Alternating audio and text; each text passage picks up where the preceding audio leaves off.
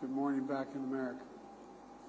Before we begin, I want to express my sadness by the loss of life and devastation caused by the earthquake in Morocco.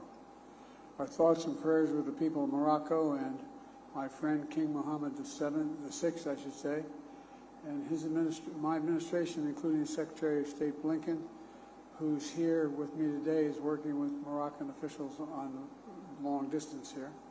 We're working expeditiously to ensure American citizens in Morocco are safe, standing ready to provide any necessary assistance to the Moroccan people as well. We've made that offer. Now, turning to the important visit here in Vietnam. As General Secretary and I just shared earlier today, this trip has been a historic moment. Today, we can trace a 50-year arc of progress in the relationship between our nations from conflict to normalization. This is a new elevated status that will be a force for prosperity and security in one of the most consequential regions in the world. We've elevated our cooperation directly to the Vietnamese highest tier of partnership, referred to as the Comprehensive Strategic Partnership. That means the United States has strengthened our ties with another critical Indo-Pacific partner. Our progress today builds on Camp David Trilateral with Japan and Republic of Korea and the United States. Comprehensive Strategic Partnership the United States launched with ASEAN last year, and the engagement with the Pacific Island Forum. Our strengthened alliances with the Philippines and AUKUS partnership with Australia and the United Kingdom.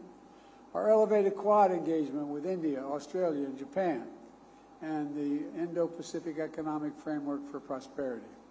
And all the effort we've advanced from day one of my administration to demonstrate to our Indo-Pacific partners and to the world, the United States is a Pacific nation, and we're not going anywhere.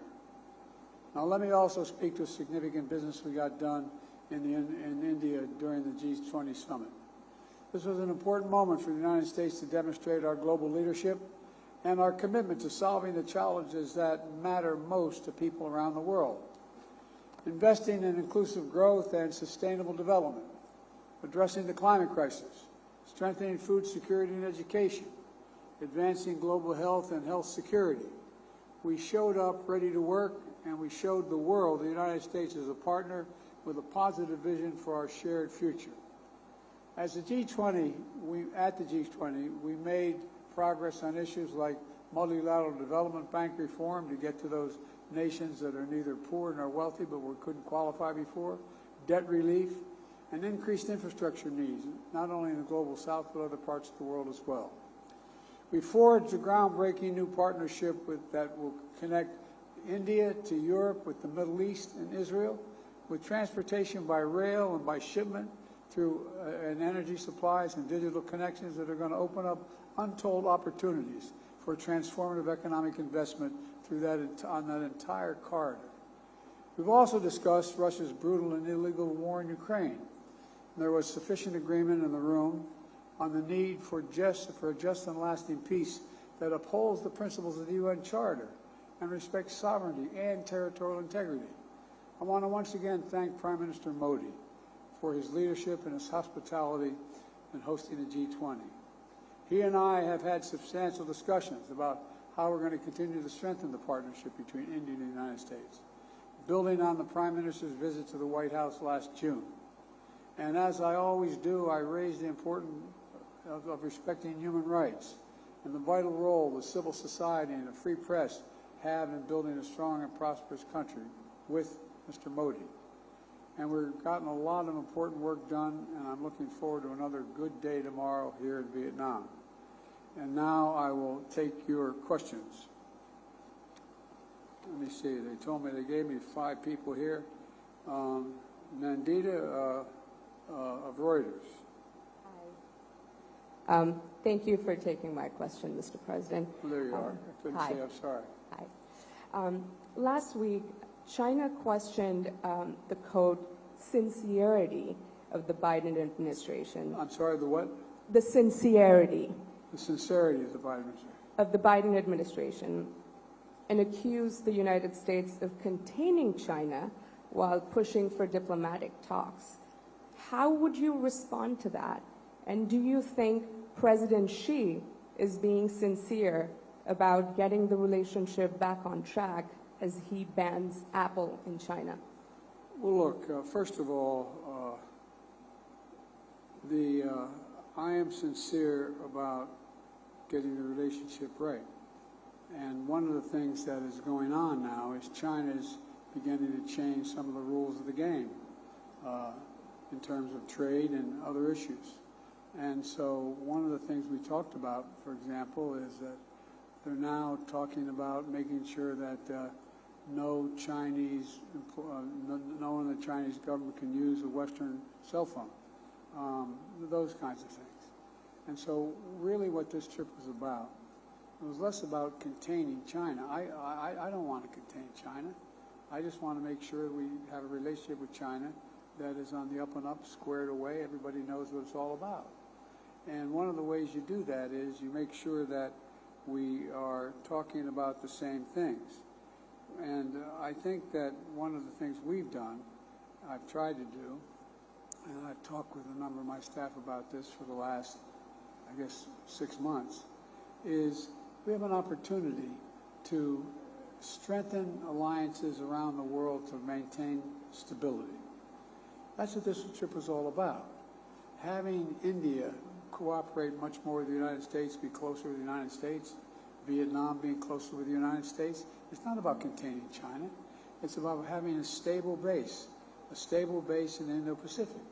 And for example, when I was spending a lot of time talking with President Xi, he asked why was I going to have the Quad, meaning Australia, India, Japan, the United States. And I said to maintain stability. It's not about isolating China. It's about making sure the rules of the road, everything from airspace and space in the ocean, as the international rules of the road are abided by. And so, and I hope that, I think that Prime Minister Xi has some difficulties right now. All countries end up with difficulties, and he has some economic difficulties he's working his way through. I want to see China succeed economically, but I want to see him succeed by the rules. The next question was to Bloomberg.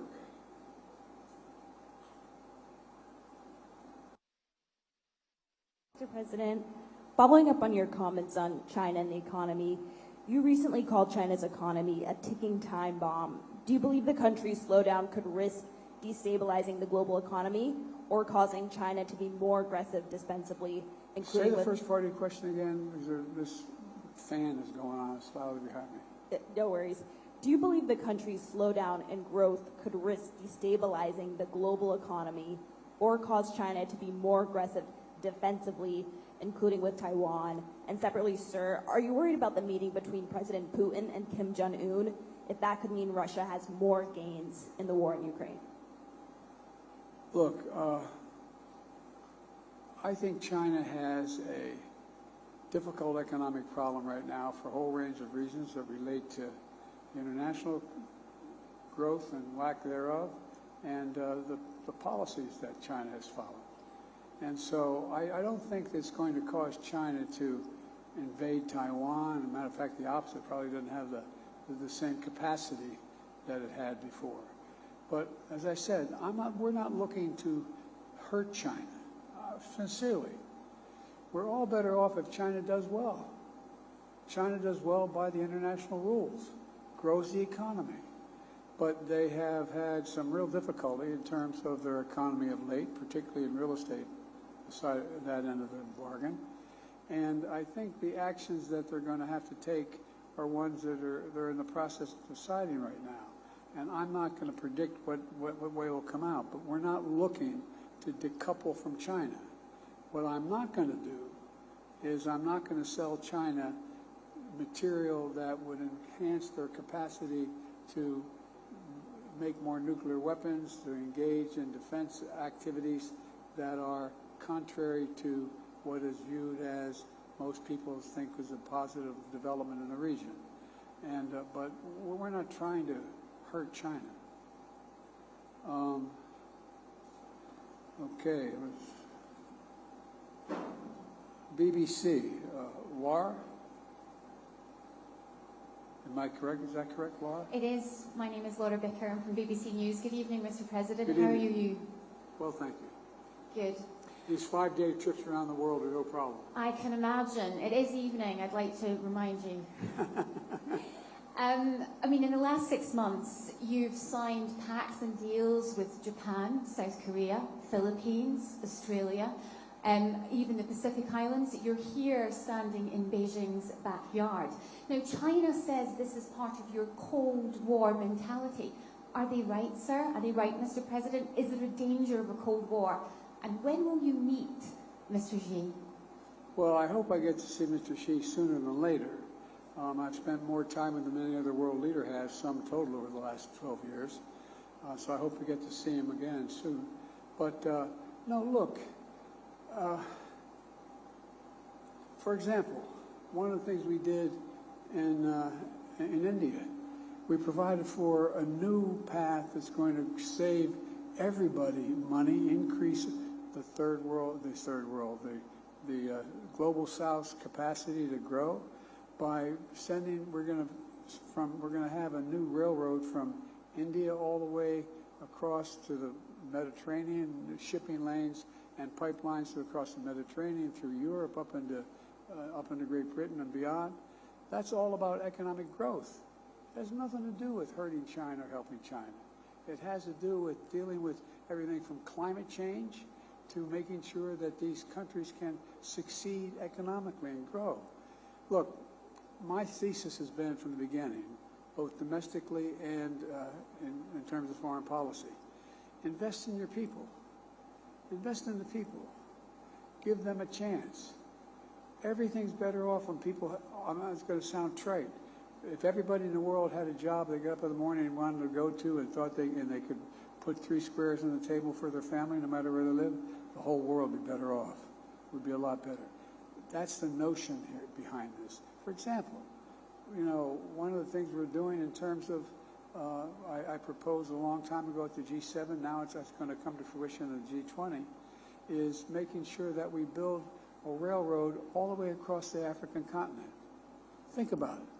There is no way to cross the African continent by road, by rail, and there's not even a direct highway across. Now let's assume, for the sake of discussion, we talk about food shortages. Assume there was one country in that vast continent that had an excess of foodstuffs and resources. How would they get it to where they're going to go? How are they going to do it? That's why we're also going to invest billions of dollars in solar facilities in Angola to have the largest solar facility in the world, or among the largest. That helps Angola, but also helps the whole region. So I think we think too much in terms of Cold War terms. It's not about that. It's about generating economic growth and stability in all parts of the world. And that's what we're trying to do. Sorry.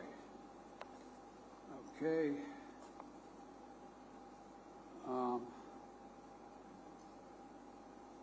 I pronouncing it Avilia? Did I pronounce the name correctly? There you are. Yes. Thank you, Mr. President. Thank It's you. Aurelia and for AFP. I had a question on the climate crisis. You just mentioned the G20. Just this week, the United States warned that if there is no phasing out of fossil fuels, it won't be possible to reach the goals of the Paris Agreement. There was no agreement at the G20 on fossil fuels. How concerned are you about this lack of consensus? It wasn't so much an agreement that we would try to meet the goals of G20. The United States is going to meet those goals, by the way. We're going to exceed those goals. A lot of other countries are as well. But we want to give those countries that don't have the economic wherewithal and did not cause the problem in the first place. For example, I met with Lula in Brazil. I started off way back in the 80s with a really fine Republican senator named Dick Lugar. We said, here's what we're going to do. If you owe us money, we're going to forgive your debt if you maintain your forest, because they become carbon sinks. They're the things that take carbon out of the air. And so we're talking to what we should be and the countries that cleared their land and put cattle on it and farming and did all the things that increased development, they in fact are the main reason why we've gotten as far down the road to disaster here as we have. And so it seems that if we have the economic capacity, those nations, should be getting together and providing help for the nations that don't have the wherewithal to do it. The economic wherewithal and the infrastructure wherewithal. And that's why, for example, I mentioned, in the interest of time, I just mentioned Angola again. Angola has the capacity to generate megawatts of energy through solar energy. They don't have the economic means to do that. Isn't it in the interest of the whole world if they're in fact able to generate significant capacity to absorb, to prevent carbon from being released in the air? I think it is. So what we're trying to do is help those nations, particularly in the global south, where they're not as wealthy, where there are not as many opportunities, to be able to deal with the things that they want to deal with. For example, and I'll end with this, there is more carbon absorbed from the atmosphere on a daily basis, and I'll look to my friend John Kerry, who's forgotten more about this than most people know. Correct me if I get this wrong, John, but I'm quite sure I'm right. And that is that there's more carbon absorbed from the air into the Amazon region, into the ground, than admitted in the entire United States on the same basis. Now imagine if people go in and do what we did 150, 250 years ago and cut down the forest and start farming in that area. No longer have that great carbon sink. It would be a gigantic problem. So we should be going to areas, whether it's in the Congo or other places, as the G7 nations and the wealthy G20 nations, though, and providing the kind of infrastructure they need to be able to benefit. And guess what? In addition to helping the environment overall, and the only existential threat humanity faces, even more frightening than a nuclear war, is global warming going above 1.5 degrees in the next 10 years.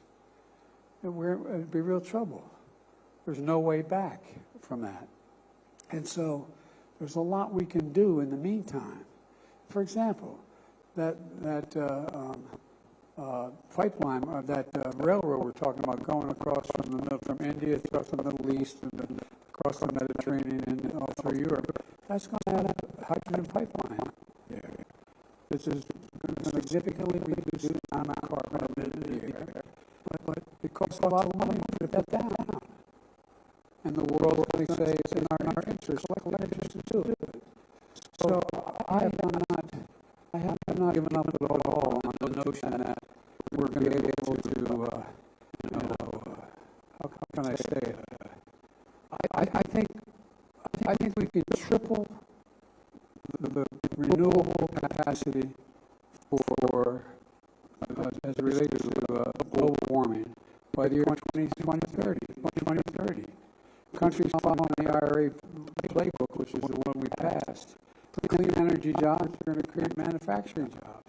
For example, the consequence of what we've done, we have the strongest economy in the world today. Right now, today, the United States of America has the strongest economy in the world. Now, we've got more to do, but we have the strongest economy in the world. And one of the reasons we're doing it, we changed the mechanism how we deal with this. And that is, instead of trickle-down economy, that is, if the wealthy and the corporations do very well, everybody's going to do well. Well, the truth of the matter is, I've never bought that theory, but I think the times have changed, and a lot of leading economists are beginning to agree with me. Just flat, straight-out academic economists. And that is, we should build economic growth from the middle out and the bottom up. When that happens, everybody does well. Everybody does well. The wealthy still do very, very well. They have no problem. You can still be a billionaire under that system as well. But you're going to start paying your taxes. If I have anything to do with it, that's a different issue. But all kidding aside, so we have I think the other thing is dawning on people. Many of you are foreign policy experts who have been engaged for a long time. Did you ever think you'd be sitting at a G20 conference where everyone was preoccupied with the notion of global warming? Not a joke. Did you ever think that? And there's my brother loves there's famous lines from movies that he always quotes, you know, and one of them is there's a movie about John Wayne. He's an Indian scout, and they're trying to get I think it was the Apache, one of the great tribes of America, back on the reservation, and he's standing with the Union. So they're all on their horses and their saddles, and there's 3 or 4 Indians in headdresses, and the Union soldiers. The Union soldiers basically saying to the Indians, "Come with me. We'll take care of you. Everything will be good." And the Indian looks at John Wayne and points to the Union soldier and says, "He's a lion, dog-faced pony soldier." Well, there's a lot of lion, dog-faced pony soldiers out there about global warming, but not anymore. All of a sudden, they're all realizing it's a problem. And there's nothing like seeing the light. Let's see. I'm just following my orders here.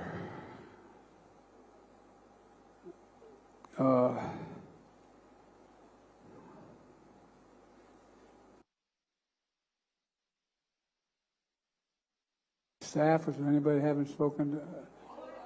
No, I ain't calling on you. I'm calling on, I said I had 5 questions.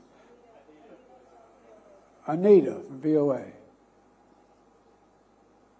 Thank you, Mr. President. I hope you didn't think that calling only on women would get you softballs tonight. Oh, I know better than that. Okay, well, let me start with President Xi. If you send me a softball, I wouldn't know what to do with it. I'd probably strike out even worse. Well, let me ask you about, you've spent lots of time talking about all the time you spent with President Xi and the importance of leader-to-leader communication, yet you two haven't spoken in 10 months. And I just wonder, are you worried that this is destabilizing the U.S.-China relationship, and what are you going to do about it? And then, if I may, on Ukraine, sir,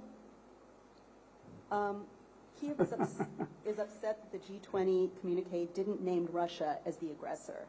Have you managed to rally more support or sympathy across the G20, or is this emerging as a wedge issue with the Global South, and does that change your commitment to Ukraine?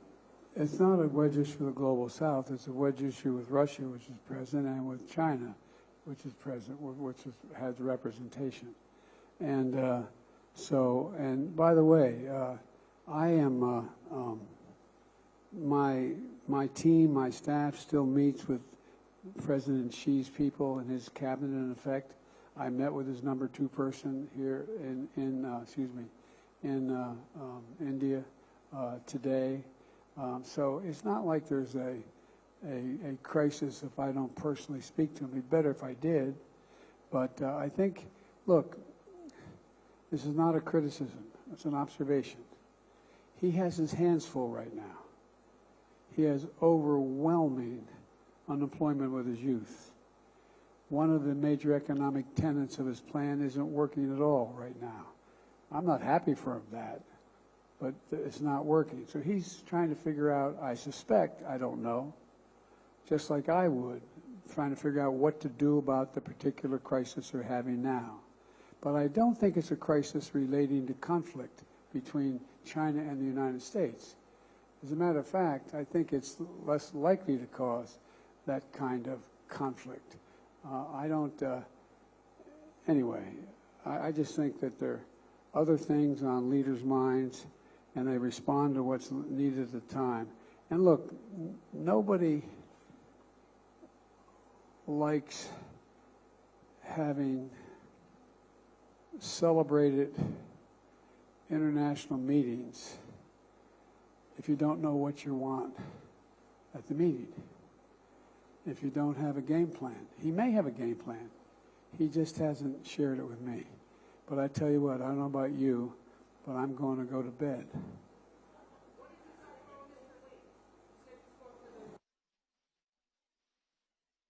Yeah, we talked about at the conference overall. We talked about stability. We talked about making sure that the third world, the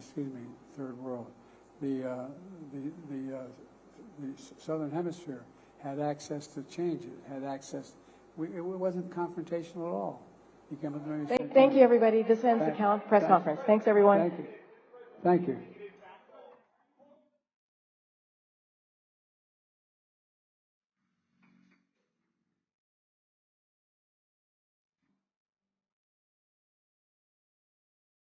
And I've raised it with every person I've met with. Thank you.